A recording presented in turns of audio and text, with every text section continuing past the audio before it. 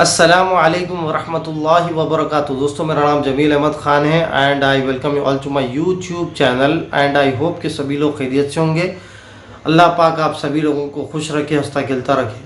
दोस्तों, I have said many times in my videos कि आपको स्टॉक मार्केट में कमाना है तो चौकन्ना रहना है, और मेरा ये स्ट्रॉन्ग बिलीफ है कि गाफिल की मदद अल्लाह भी नहीं करता।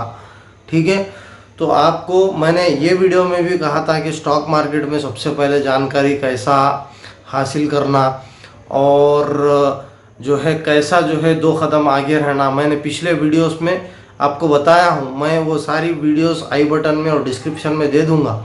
आज की वीडियो में भी मैं जो है वो एक सोर्स बताऊँगा जिसकी वजह से आप जो है फ्यूचर के जो इवेंट्स होने वाले हैं और जिसका ताल्लुक़ स्टॉक मार्केट से गहरा ताल्लुक़ है और उसकी वजह से, वो इवेंट्स की वजह से स्टॉक मार्केट पे एक असर पड़ सकता, वो मैं आपको उसका सोर्स बताऊंगा। क्योंकि आपको बहुत चौकन्ना रहना बहुत ज़रूरी है। अगर आप चौकन्ना नहीं रहोगे तो मार्केट में बड़े मछलियां बैठे हुए हैं आपका पैसा खाने के वास्ते और आपका नुकसान हो सकता। तो मिसाल के तौर पर एक मिसाल यहाँ पर मैं दे दूँ। अब फ़िलहाल मैं जो वीडियो रिकॉर्ड कर रहा हूँ वो हफ्ते का दिन है, वीकेंड का। मैं समझता हूँ 28 सितंबर आज का डेट है। तो 28 सितंबर के दिन जो है इज़राइल और लेबनान के बीच में जंग छिड़ी हुई है और स्टॉक मार्केट हमारा जो है ऑल टाइम हाई पे 26,000 को क्रॉस कर चुका है। मैं समझता हूँ ऑल टाइम हाई पे स्टॉक मार्केट चल रहा है। अगर इजराइल लेबनान पे अटैक करता है तो मे बी फ्यूचर में हमको एक करेक्शन नज़र आती हुई दिख सकती है। The correction in the sense हमको जो है एक स्लाइट स्टॉक मार्केट गिरता हुआ नज़र आ सकता है। और पिछले एक हफ्ते से FIIs और DIs जो है भर भर के माल खरीद रहे हैं। मे बी नेक्स्ट वीक में गिरावट हमको नज़र आ सकती है। जब ये लोग माल बेचना शुरू करेंगे तो हमको भी अलर्ट रहना है, मोहतात रहना है, अपना भी माल जितना भी प्रॉफिट हमने लिया है वो बुक करना है। तो ऐसा, तो इस तरह से आपको सोचना है और मैं वो सारे जो इवेंट्स है वो बताऊंगा। एक प्लेस पे वो कहाँ मिलेगा आपको, वो इन्फॉर्मेशन मैं आपको स्क्रीन पर जाकर बताऊंगा। तो ये सारी इन्फॉर्मेशन तमाम जितने भी यूट्यूबर्स है वो अपने पेड कोर्सेस में रखते हैं और इसका चार्ज भर भर के वो लोग ले रहे हैं। 10,000, 15,000, 20,000, कोई जो है जॉइन बटन में रख रहा है। तो मैं आपको जो है उन मुस्तहिकीन तक ये वीडियो को पहुंचाइए जो स्टॉक मार्केट के तलबगार है और जिसको सीखना है।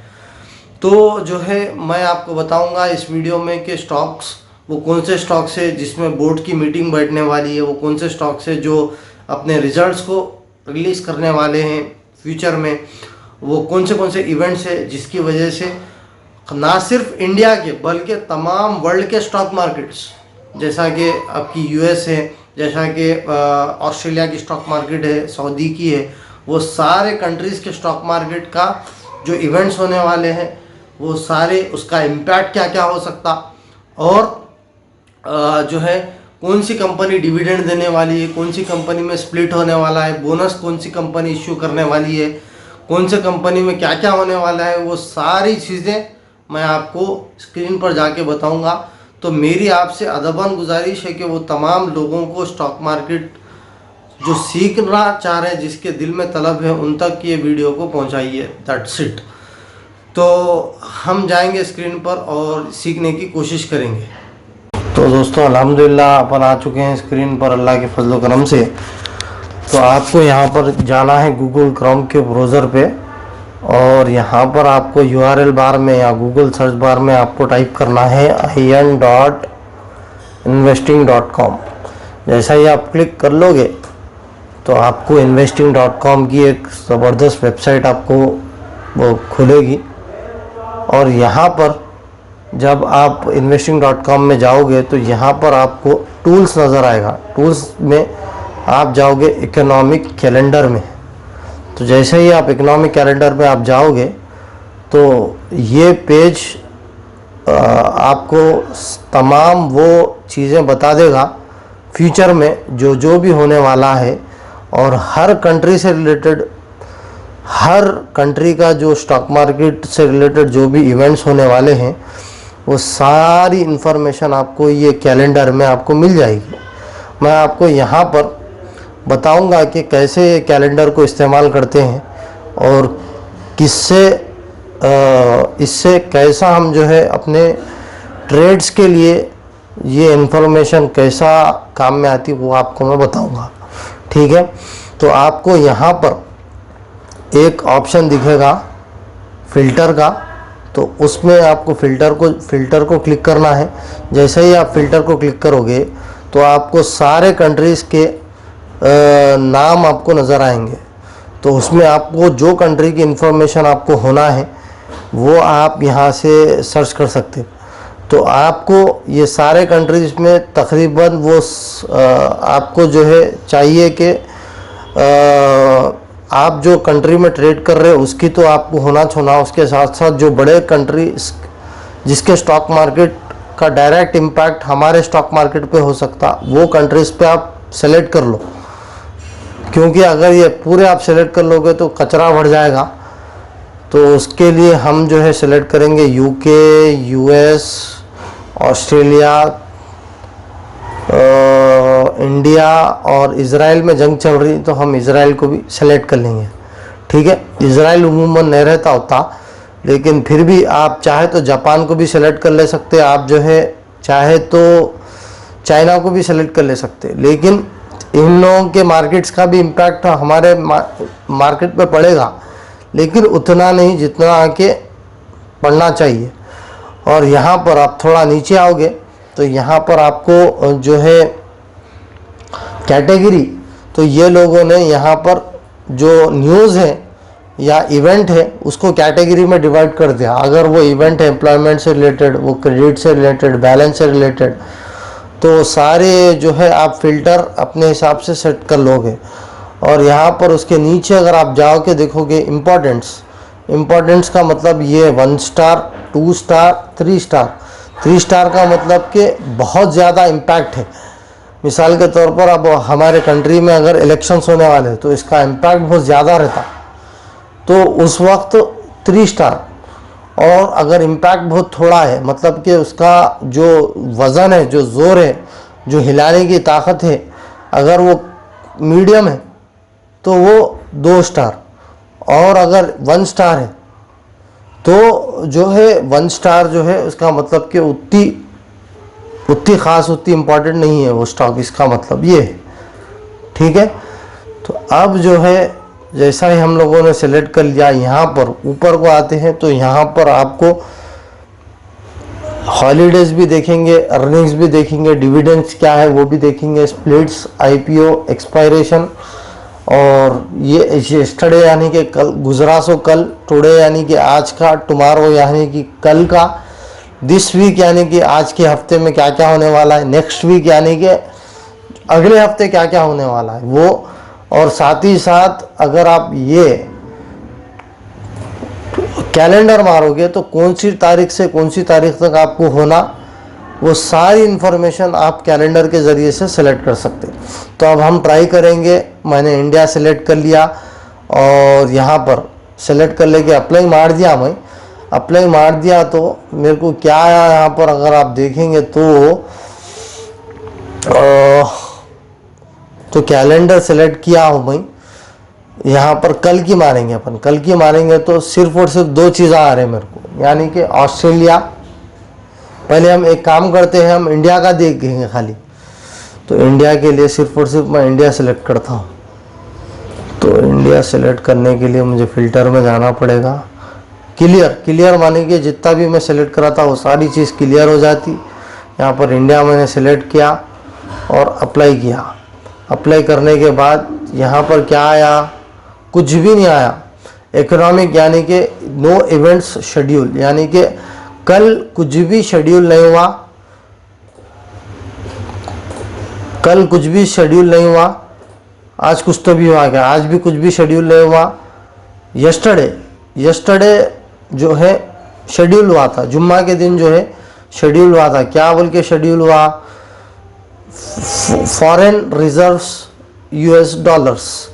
अगर फॉरेन रिजर्व्स के ऊपर मीटिंग बैठी थी इंडिया की। अब इसके अंदर आप जाओगे डिटेल में तो आपको पता चलेगा ये खबर कहीं की है। तो आप नीचे जब वो जाओगे ये पढ़ना आप, तो international reserves are used to settle balance of payment received between countries. International reserves are made up of, ये पूरा पढ़ लोगे आप। पढ़ लेने के बाद आपको मालूम होगा कि इन्फॉर्मेशन कहीं की है, ठीक है। तो इसकी वैल्यू कितनी है, 692.30 बिलियन डॉलर्स की वैल्यू है। और ये जो छोटा जो घंटी का सिंबल है उसका मतलब ये है कि आप इसका अलर्ट भी सेट कर सकते हैं।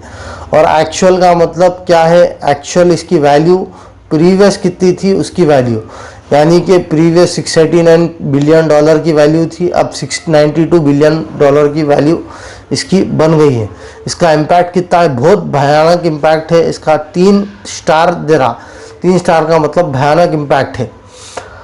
कल ये भी हो सकता है ये वैल्यू बढ़ने की वजह से हमारे स्टॉक मार्केट भी कल ऊपर की तरफ था, यानी कि 26,000 को 26,000 कल की अगर मार्केट देखेंगे निफ्टी 50 की, और मैं गूगल पे देखूं निफ्टी 50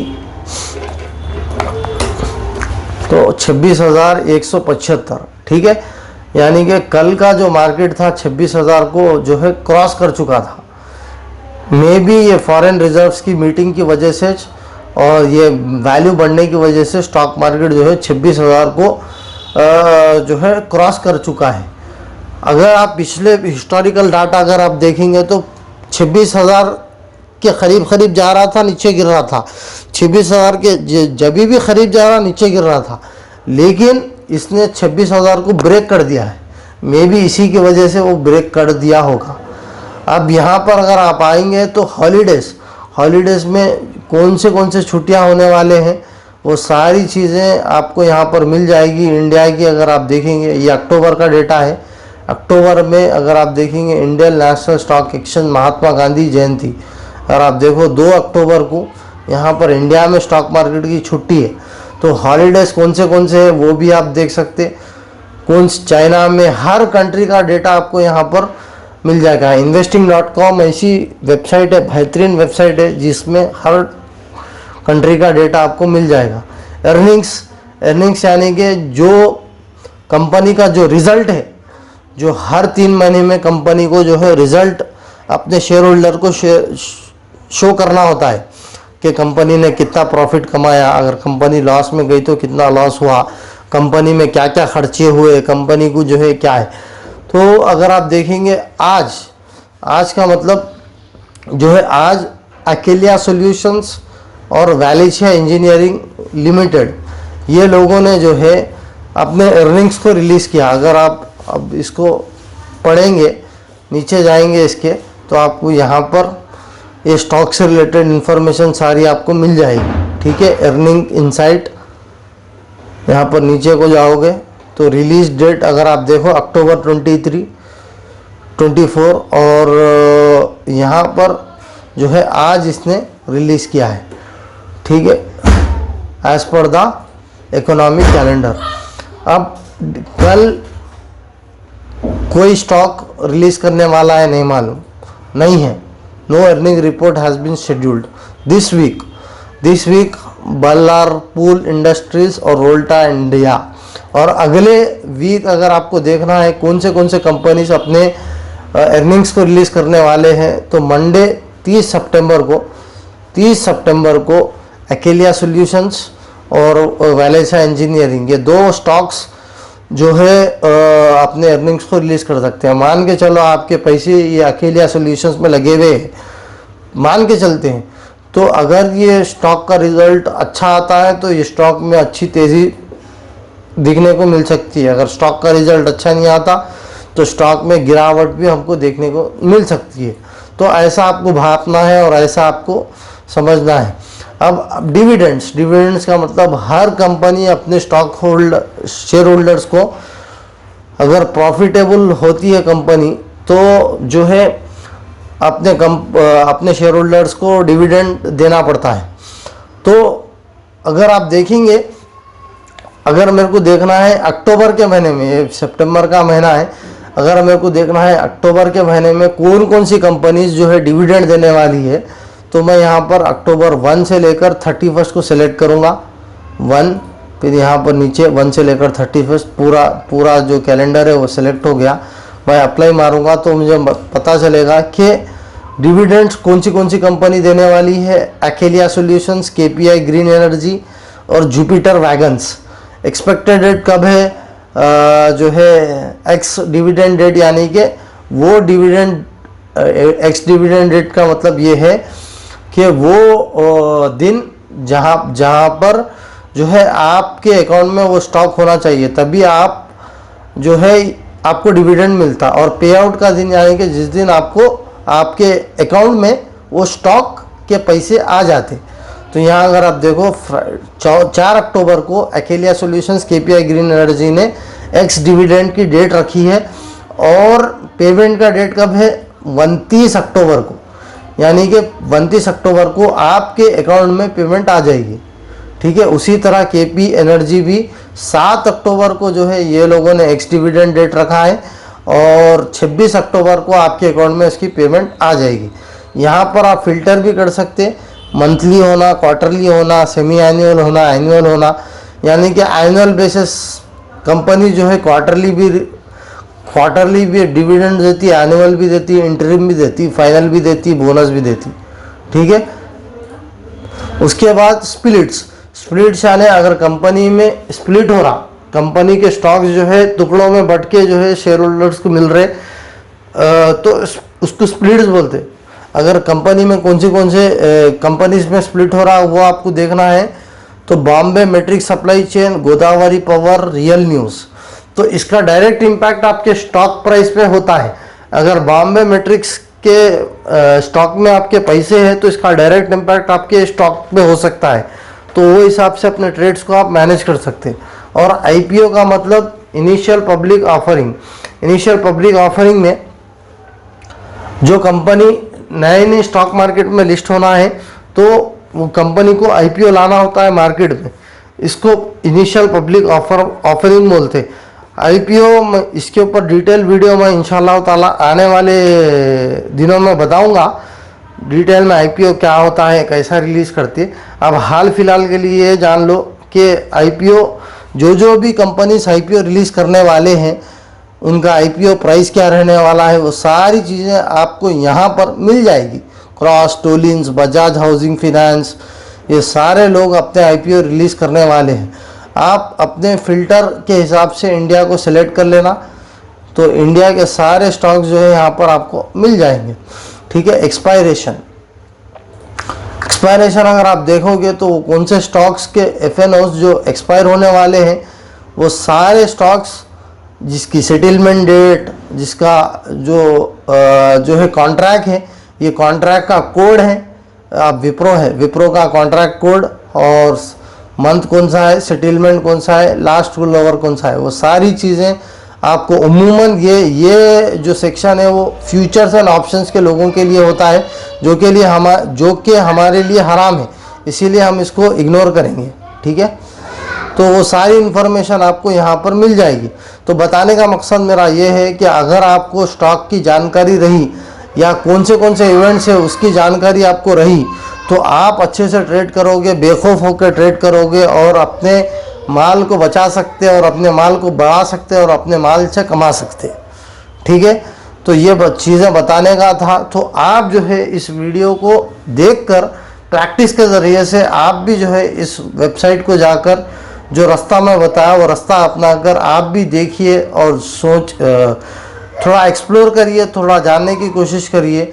और अगर आपको कुछ डाउट होता है तो कमेंट बॉक्स का भरपूर इस्तेमाल करिए। मैं इंशाल्लाह ताला एक एक करके मैं सारे सवालों का जवाब देने की कोशिश करूंगा। तो दोस्तों, उम्मीद करता हूं आपको ये सारे वीडियोस पसंद आए होंगे। तो आप जो है अपना खूब ख्याल रखिएगा और अगर और जानना है स्टॉक मार्केट के बारे में तो ये सारे वीडियोस जिसमें मैं बताया हूं कि स्टॉक मार्केट में कैसा आगे रहना, वो सारे वीडियोस की प्लेलिस्ट यहाँ पर आपको मिल जाएगी। तो आप इसको ज़रूर देखना और उन तमाम लोगों तक शेयर करना। मैं मिलता हूँ अगली वीडियो में, तब तक के लिए खूब ख्याल रखिएगा। अल्लाह हाफिज़। अस्सलामु अलैकुम वरहमतुल्लाहि वबरकातुहू।